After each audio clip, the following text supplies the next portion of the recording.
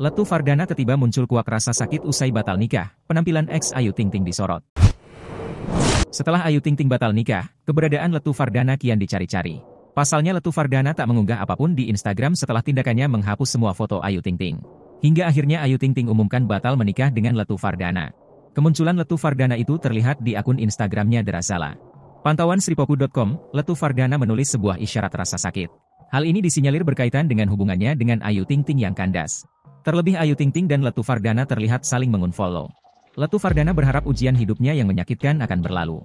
Ia juga sadar bahwa semua rasa sakit dan bahagia adalah hal sementara dalam hidup. This too shall pass. Pain is only temporary.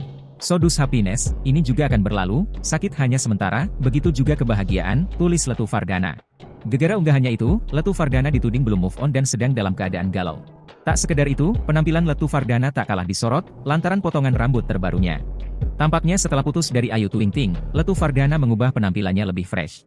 Sebelumnya sempat beredar postingan TNI yang menunjukkan keberadaan Letu Fardana setelah batal menikah dengan Ayu Ting Ting.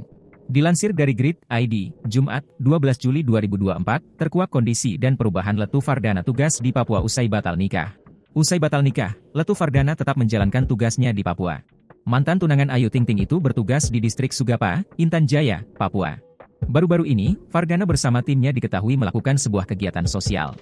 Dalam postingan akun-akun TNI Penkostrat, dijelaskan bahwa Fardana dan anak buahnya membagikan gula kepada warga Papua. Namun sayang, tak ada foto Fardana saat melakukan aksi tersebut.